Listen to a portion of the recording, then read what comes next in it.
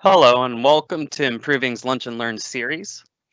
Please take note of our question and answer feature available in this tool. So please post your questions and we will answer them at the end of the presentation. Our entire Lunch and Learn series is also recorded and available on our YouTube channel and our website improving.com/virtual-events. Today, we have Claudio Lasala and he will be speaking about testing in Agile. Take it away, Claudio. All right, thank you, Michael. Thanks, everybody. Hello, everybody, and thank you for joining us. We fully appreciate, we understand that you have the entirety of the internet, and you are one click away from Netflix and Facebook and any other kind of distractions around you. So I'll do my best, I promise you, to keep you entertained while learning through this 1 hour that we have ahead of us in this topic that you see how I talk about it. I'm very passionate about it. So before we get to it, though, let me just move my slide here. There we go. There. I'm Claudio Lasala. You have my email up there. I always put it out there because if at the end of the talk or later you have questions, like remaining questions or anything else you would like to, reach out to me about, that's my email. You have my blog up there, lasala.net, where I always have write-ups on a lot of like the topic that we're going to be talking about here. I have plenty of blog posts out there. So if you look at the testing category on my blog, there's a lot of more in-depth points that I'm going to be touching on here. So feel free to reach out if you would like to. As you see up there, I'm a technical director. I've been working building software since the late 90s. It's been a while. People say that I look young for all of that, but one would say it's maybe because of the kind of hobbies that I have. As you can see from my photos, I try to keep life interesting, right, and engaging. But enough of that, and let's talk about what is this talk all about.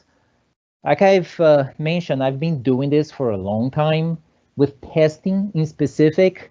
This is a 16-year experience right now that I've condensed to a 1 hour talk, this 1 hour talk.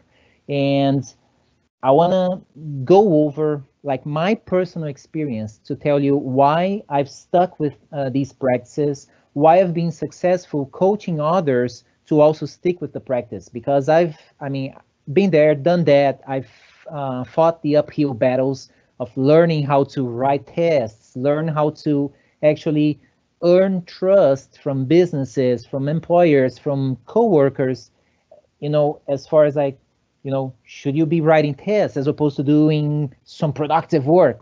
Like, what are you talking about? But it's not really something you learn overnight. It takes a lot of work. So in this talk, I pretty much give you a lot of my background, so like the hurdles that I've had to go through to actually learn and put it into practice and eventually have like a lot of light bulbs going off as I've learned. So the practice of writing tests has made me a far better developer, at least I feel like so, and I've been told so I'll believe people who told me that. It has helped me write better code, and this is another passion area of mine, just making sure that not only am I working on the right things, but I'm doing the right things right, which means good architecture, good code, good implementation, and all of that. But last but not least, the main lesson learned, and I'm going to be beating on this throughout the whole talk, it has taught me to interact more and better with non-technical people, right? So business analysts, product owners, users of the application, right? People who are not speaking JavaScript, C#, whatever language of choice you have. So coming out of that bubble that I used to live in the past and actually just communicating better with everybody else who are involved into building products, building software. Like Michael said, please use the question feature, the Q&A feature in the platform. Post your questions. Michael will be collecting those, and at the end of the talk, I'll go through all those questions. If we get like an overwhelming number of questions and I cannot get to all of them, I promise you I'll have them answered as a blog post on Monday. Okay, so don't be shy into posting your questions. So here we go. In the beginning, right, there was manual testing. We would essentially run our application, go through the splash screen. If you're that old, like I am, you would go through the login screen, which would mean you need to have the proper credentials, right? The right username, the right password to get into your application. And then you would go click, click, click. Like on the old days, we would have like this menu, multi-level, where you would go menu, menu, menu, menu. And then as the screen resolutions got way better, the menus got like smaller, so it got harder and harder to hit that one pixel on the proper menu that you need to trigger. So you would hit outside of the menu option, the menu would collapse, and then you start over just to get to that one screen where you would enter some information, click, click, click, hit a button, wait for things to spin around, for the app to freeze while it's processing, and then eventually you would come back and you would update a text box or update a label on the screen or give you a message box, whatever it was. So that cycle was tedious, error prone, right? It was a lot of work and redundant, repetitive work. At some point, we've learned, you know what?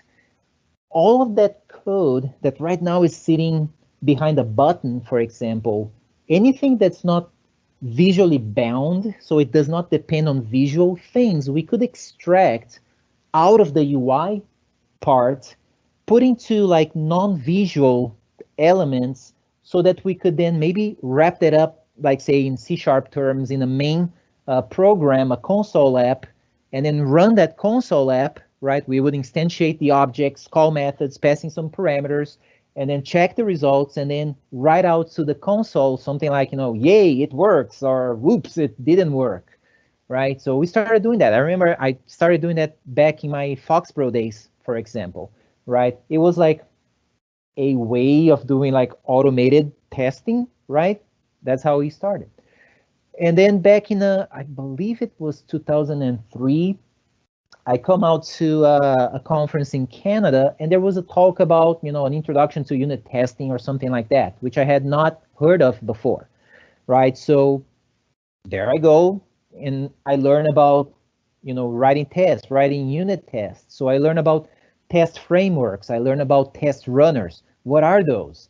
So I've learned that I could take that non-visual class that I had in some sort of console app, and I could wrap it in a way that a test framework would allow me to tell the test runner, hey, look, here I have some code that you can automatically call in order to test my actual production code, the implementation code of my application, right? So it's like, okay, that's kind of neat, right? And it's repeatable. We can push that into a continuous integration process where when you push the code with your test, it's going to run that and it's going to give you a report back if anything is not working as expected.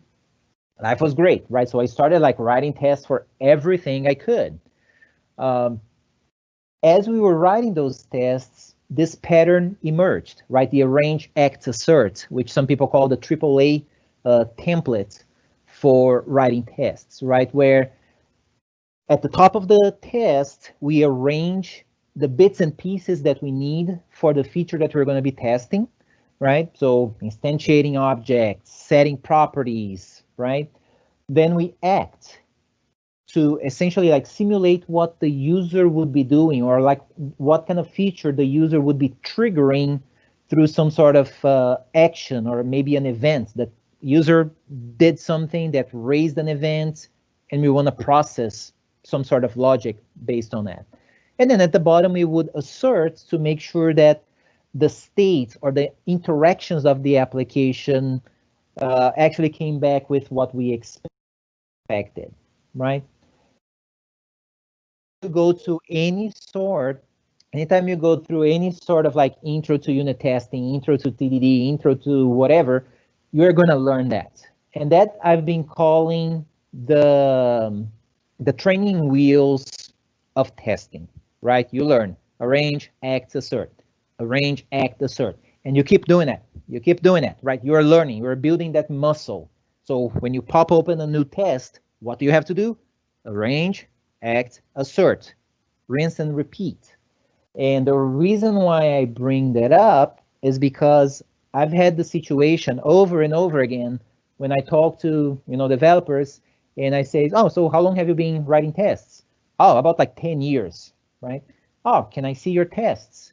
And if I open the test and I see those Arrange-Act-Assert little comments in there, it really makes me think that the person, even though has been writing tests for 10 years, the person has been writing tests doing year one for 10 years, right? On year one, you learn about Arrange-Act-Assert, and you carry that for life without evolving out of that. And I'll tell you why I personally believe that's not the best way to go about it, right? We need to grow out of that and look further. And I'll tell you how, the lessons I've learned out of that.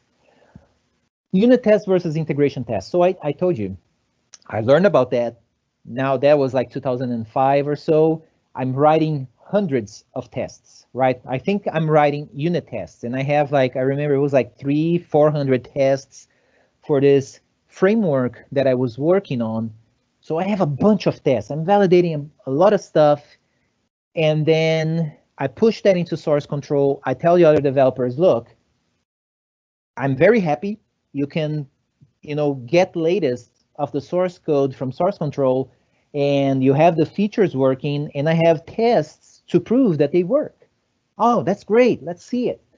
They would, get the latest version of the code, and then they would run the tests, and like 80% of the tests would fail. I'm like, well, but, it works on my machine. What are you talking about? And then I've learned that really my unit tests quickly became integration tests. I didn't have that notion. The problem was that in order for those tests to run properly, the code base had to find a database. It had to have credentials to the SQL database. It had to have the proper tables and columns and security rights and all of that. And I'm like, oh, okay. And then people told me, oh yeah, that's an integration test. It's not really a unit test because it has dependencies on external things like that. Well, okay, and is that a real problem? Well, yeah, because like you just found out, right?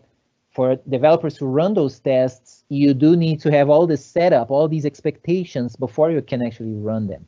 So you just rule out integration tests? No, they are still very useful, but you have to know when you should have integration tests and when you should have unit tests, right? And at the time, I was like, okay, that's when I started learning about those differences.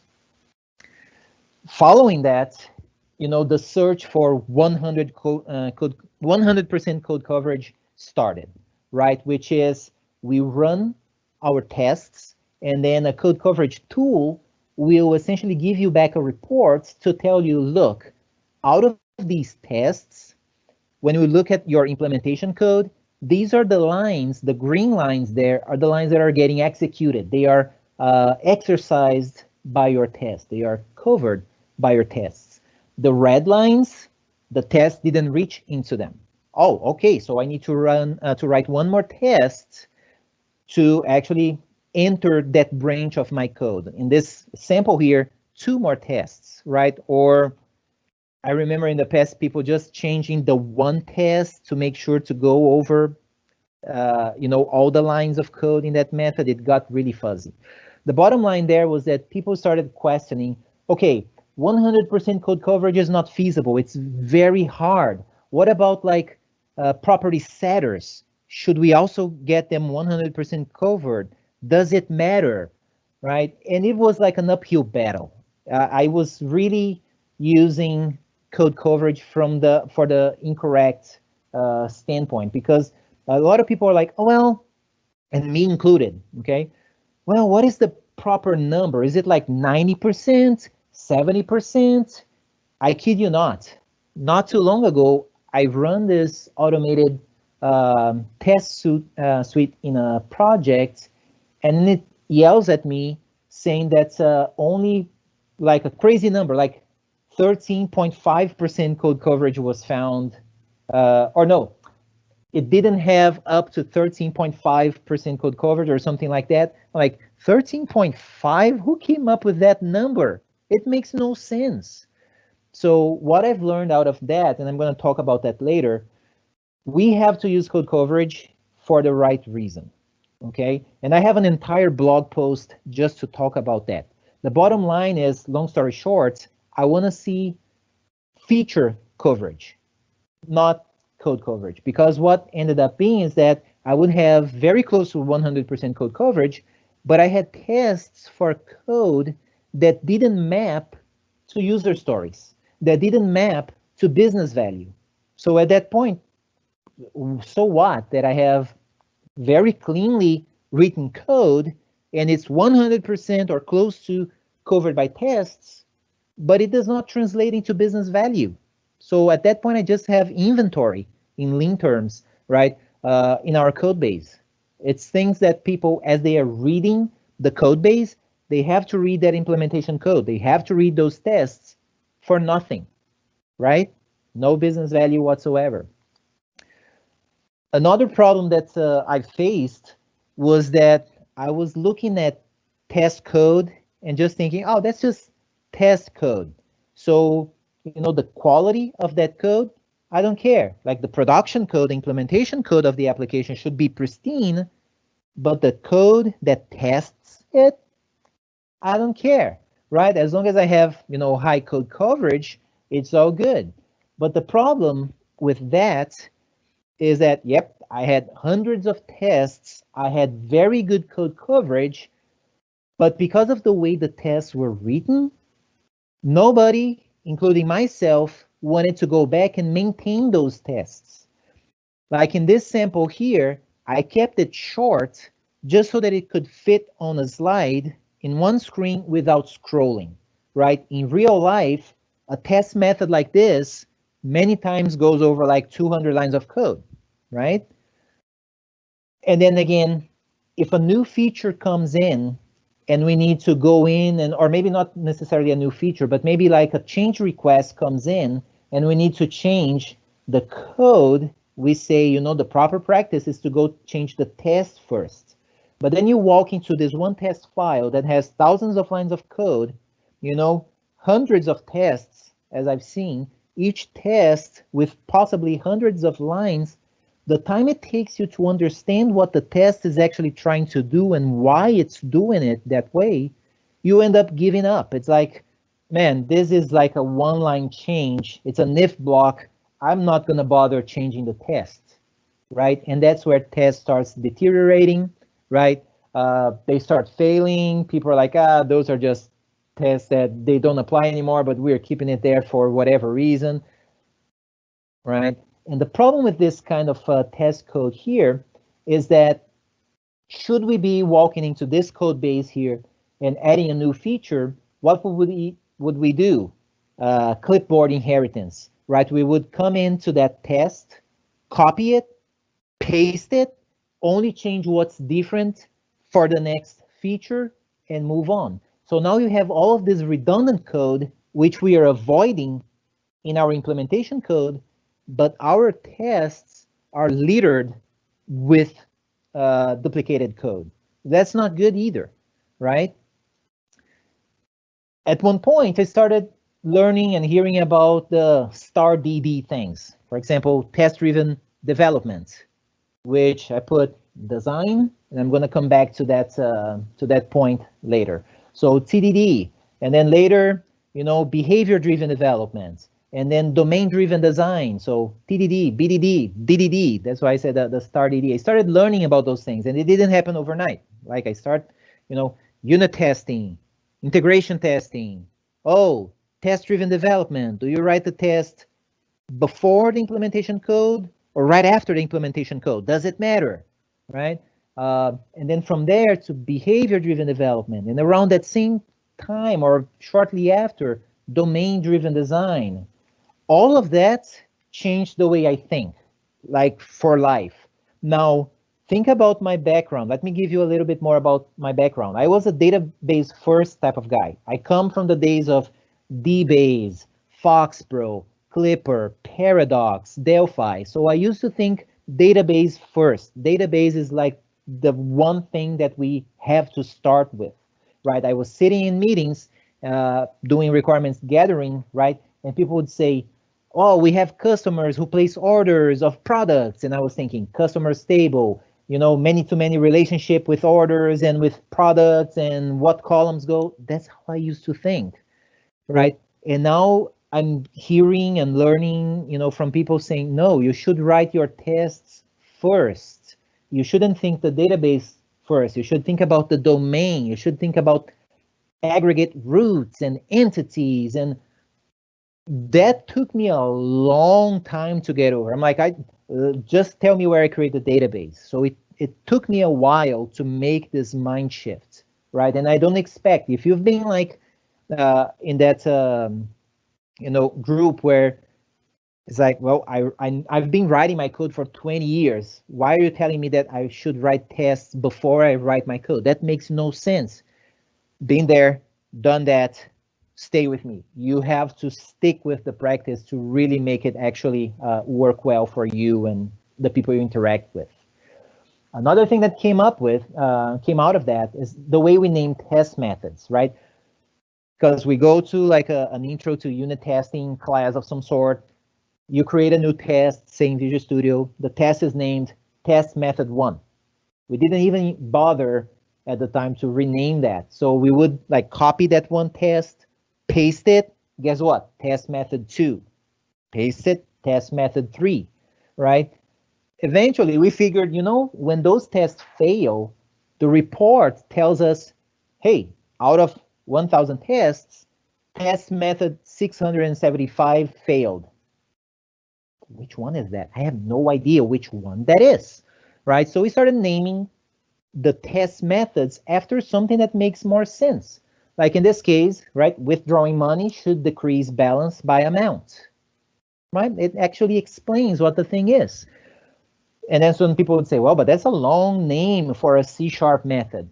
That doesn't matter, right? It is a method that nobody's going to be calling directly. Nobody's going to instantiate that class and call that method directly. It's an automated tool that's going to call that for us.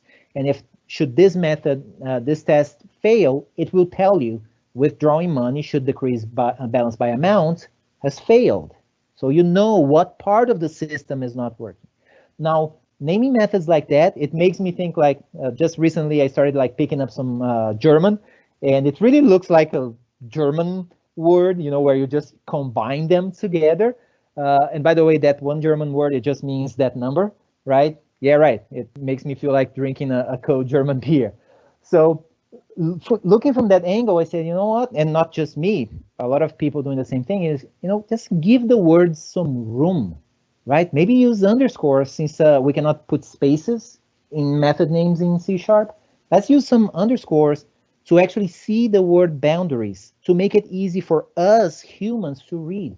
Oh, but that violates the C# naming conventions, blah, blah, blah, blah, blah. Think about it. We are using C# here as a way to describe the specification of the features that we are building, right? It will translate when we compile it into ones and zeros anyways. There's never a 2 or a 3, it's ones and zeros. So optimize the way you're writing the names of your test methods for the people who are going to be reading that. When I got to that point, I'm like, you know what? Why am I making every first letter capital, right? Uppercase. Maybe just make it all lowercase. And then as I started doing that, people started saying, oh, but that looks like Ruby. So what?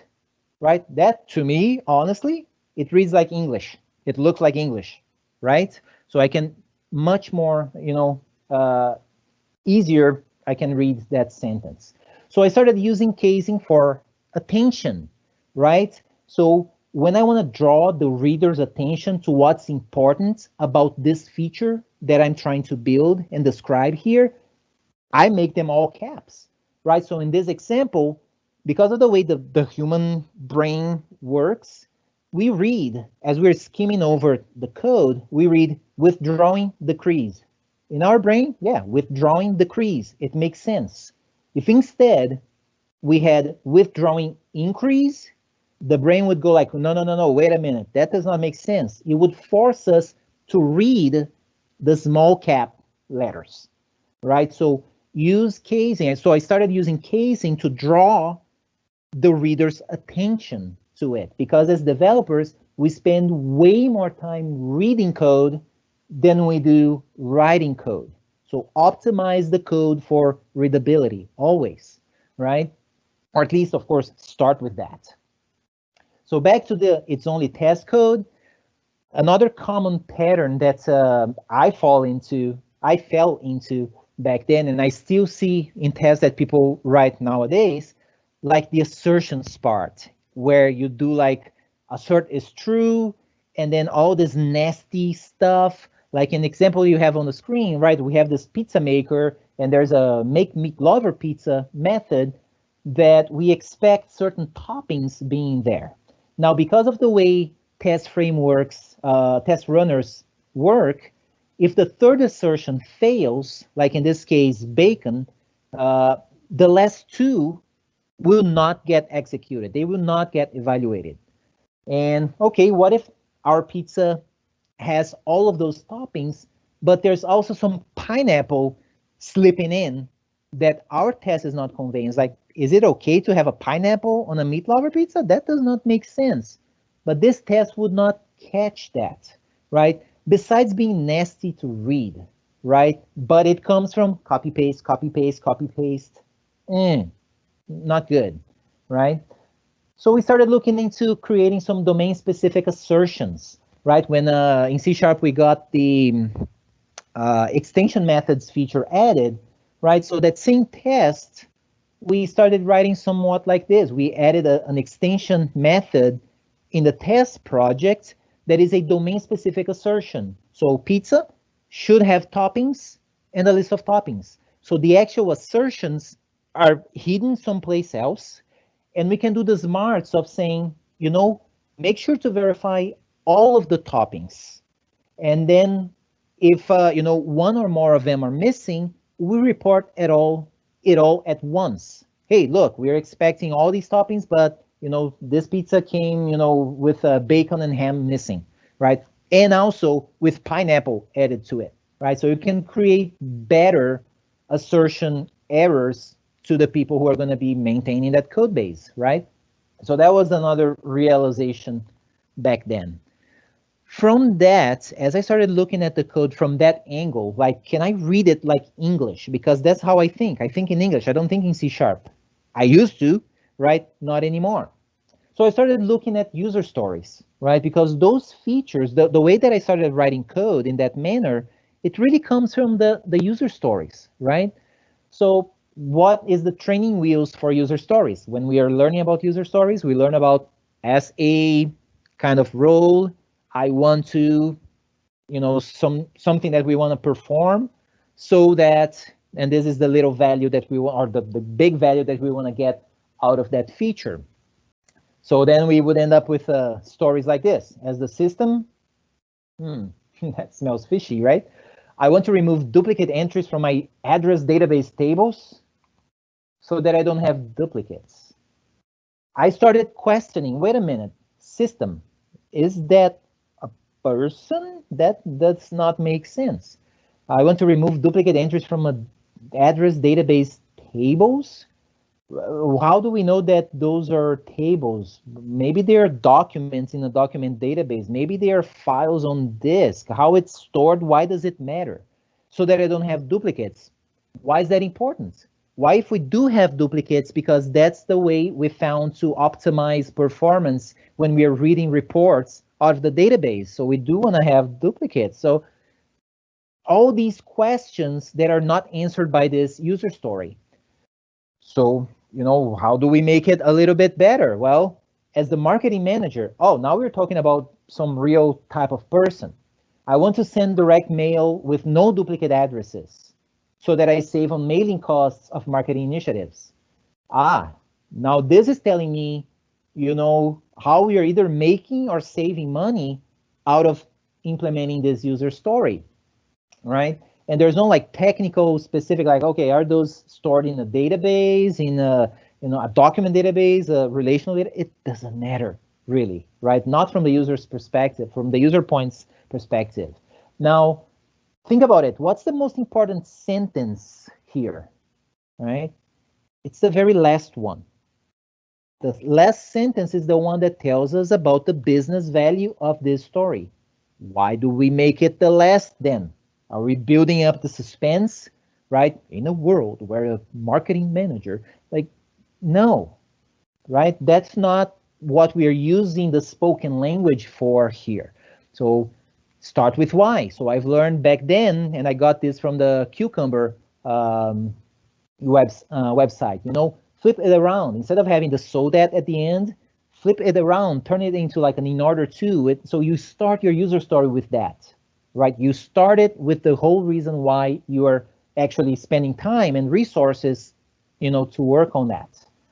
Because sometimes looking at that, if you don't have a strong why, then probably you should not even spend any time writing code. It doesn't matter, oh, should we use React or Angular? Well, if you cannot finish that first sentence, right, that's my next point. If you cannot finish, you start saying, in order to, okay, convince me that that is of value. If you cannot finish that sentence, it does not matter if you're using React, Angular, C#, Java, it does not matter, right? So think about that. And then once we have a good, powerful user story that tells us the business value, the whole reason why we're putting money, resources, time, into that that implementation, how do we know that we're done? So we have acceptance criteria, right? And then we learn, different ways to write up acceptance criteria. One of them being like, demonstrate that the system does this, demonstrate that the system does that, or verify this, verify that. That's all good. Now, in order to help developers and even testers actually validate a user story, I've been a big fan of the language called Gherkin, right? Which is a given when then template, where you say, given some sort of context, right? In this case, given the user is a marketing manager and duplicate addresses exist, when sending direct mail, then only unique addresses get mail. That's like a very clear way to explain in English what we expect out of this feature that we are building, right? No technical things here. We're not talking about, oh yeah, once the user pushes send mail button. No. We're not talking about that, because maybe there's a button, maybe there's a different kind of UI control, maybe there's a shortcut that the user hits. Don't use like technical things here, because they really don't matter at this level. So back to the whole, it's just test code, right? So think about this code here, right? This test here tells me what I'm testing. I'm testing the direct mailer thing. It tells me how I'm testing it. I'm testing it by, setting up a user or getting a user out of the application current user. It's adding the marketing manager role to that user. It is mocking a mailing service. It's mocking a mailer API service. So it's telling me the how, but nowhere I can find it here, the why this thing exists, right? So we fail at that. What if, since this is the implementation of that user story we were just talking about, what if we rewrote the test like this? It is the same test. I have just extracted those little blocks, the Arrange-Act-Assert, remember, into given, when, then. Behavior-driven development. I'm driving the development or feature based on the behavior wanted as it comes from the acceptance criteria from the user story, right? So describing the behavior needed. This is still C#. Some folks would say, well, but it still looks like Ruby. Whatever, dude. Really, it doesn't look like Ruby because Ruby would not need parentheses and semicolons at the end. You got the point. My point, to build more on top of it, whereas this test I have a hard time showing this to a non-technical person. I have a hard time showing this to a product owner, to a business analyst. They're going to look over this and like, that's all Greek to me. Now, this one, I'm proud of showing this kind of stuff to product owners, to business folks, right? It adds transparency into the way I'm thinking about the kind of care that I'm taking on their business, and they can actually help me validate my assumptions here before I write the actual implementation code, right? So once I wrote the tests in this manner here, right, based off of the acceptance criteria, then I can take the next step, which is going to the test-driven or the TDD mode. And this is where I scratch develop and I go with test-driven design. Now that I know the behavior, I'm going to spec out what is the code that I want to have, right? So in one of those like even when thens, I can spell out, well, when sending direct mail, how do I want to implement that? Well, I think I'm going to have a direct mailer class, and then I'll create a mailing service that pulls the data that the mailer needs. And I'm going to need a mailer API because that's the thing that's going to, actually send out the message, through email or through, like a post, snail mail type of post, whatever it is. And I'm going to have a send method. It gives me the time to think about, does it make sense to have one class named direct mailer? Does it make sense for it to depend on these two services? Does it make sense to have a send method that returns nothing? Or should it return something? Or should it raise an exception? It makes me think about that before I implement the actual thing, right? Before I commit to like, what should the database look like? What should blah, blah. I don't know about that yet. I'm speccing things out, right? So from that, now I have my behavior-driven development underway, test-driven design. Now it's time to implement the actual code. Okay, now I'm going to write my lambda expressions. Now I'm going to write my functions. Now I'm going to write my expression trees. No, dude, English first. Even though you're writing C#, Java, JavaScript, whatever it is, still borrow those nouns and verbs that you've learned from your user story, from your acceptance criteria. Bring that into the code. Again, it could be C#, it could be TypeScript, it could be a number of languages, right? And I would still be comfortable showing this to a non-technical person because they can be like looking over my shoulder, helping me figure out some things, and they'll go like, oh, if user is marketing manager, oh, you know what? I just heard from business that besides marketing manager, there's another role. We can actually articulate conversations, right? Same thing like, I'm going to have a mailer sent to unique addresses. Anybody can read this, right? Under the hood, I may be looking at an array containing a specific product role ID, or I may be calling now to APIs, or I may be doing database calls, whatever it is. I may have this crazy lambda expression, or push that as far away you can, right? Work always English first. So with that realization, I switched from the whole, the AAA, the Arrange-Act-Assert, to given when then. It's the same thing. Arrange is the same as given. Act is the same as when. Arrange is the same as then. So what is the big deal? The big deal is that Arrange-Act-Assert, it's very technical, right? Given when then, it's conversational, right? It's just English. Nobody's going to think about, what does he mean by arrange? Oh, it's given. You're giving a scenario, or within a scenario, you're given a context. It changes the communication. It changes the dynamic there.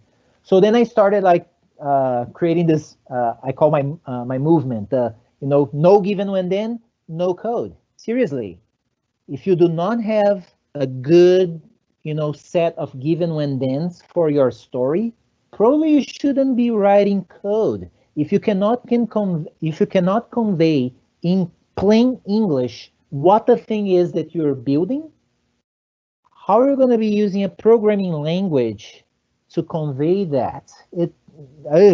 Right? I know that back, 2 decades ago, pretty much, my C# command was better than my English command. I can tell you that, but not anymore, right? Now, here's the deal. If I don't have given when thens, chances are I either don't have enough requirements or I don't understand the requirements that I have. Both things are fine, right? If I don't have enough requirements, what do? I go talk to the people responsible for the requirements, the product owner, the business analyst, whoever is writing those. If I don't understand the requirements that I have, which happens to me a lot, right? I'm not an English native speaker, so there are things there that I'm like, what does that mean? And I have to talk to people, collaborate, right? Have a conversation. It's all fine, right? But taking that step of actually doing that. So the collaboration part, again, it was like maybe the biggest lesson I got out of it. Like coming from the test, coming from this realization of how I'm writing the test, how I'm writing the code, thinking English, acceptance criteria, user story, who wrote it? Let me go talk to them, right? So product owners, business analysts, the traditional QA person, the person I call traditional QA person, the person who would normally like test the solution by like launching the application, clicking through things, right? And the developers, in the sense like the ones like writing the code, implementing the application, how to get them all to talk. So the approach that I've been following is saying a Scrum team in a Scrum scenario, as a software developer, in the sense of the guy who's writing the code, right? I'll go to the Scrum board. I'm going to pick up a story that says, in order to, I want to, given when, then, or I'm sorry, if I don't have given when thens at that point, I will grab that story. I'm going to walk up to the QA person and say, hey, for this user story here, do you understand everything? Oh yeah, I know exactly. Great. How are you going to be testing this? And I'm expecting the person to say, well, oops, sorry. I'm expecting the person to say, well, I need to make sure that I set up the user as a marketing manager. I need to make sure that there are at least 2 duplicate addresses in the database, right? And then I'm going to go to screen X, where I expect to, launch that functionality. So all of these things that the person is telling me, it's giving the given when then, right? Given a marketing manager, given duplicate addresses exist. See where I'm going with that, right? I'm helping the person flush out the description of how the feature is supposed to work from the outside. I'm using that to write my tests.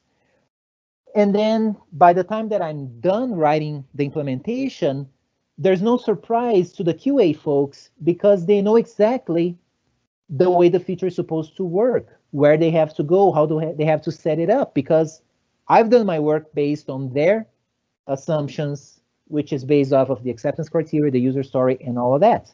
So by doing that, I started collaborating with QA folks and coaching them, so that if we don't get given when thens from the business folks, the QA person now is empowered to create that.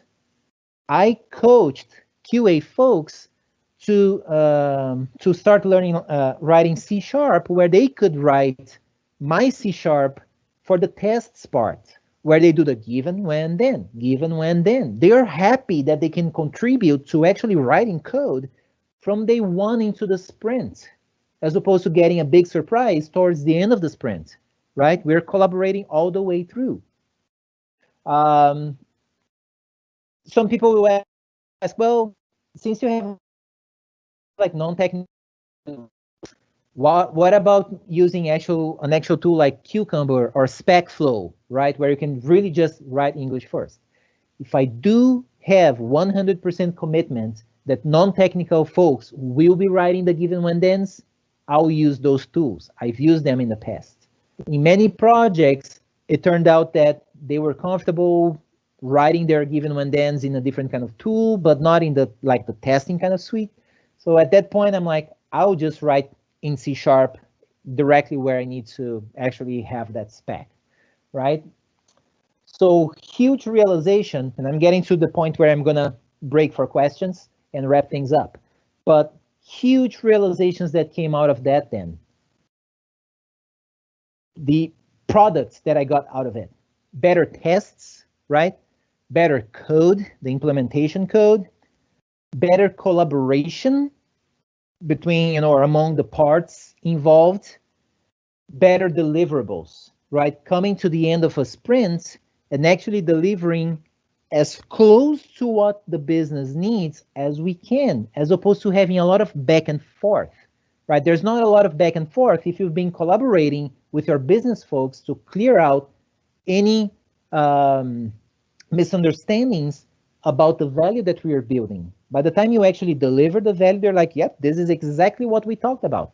There's no like misinterpretation of the values that we are bringing into the business.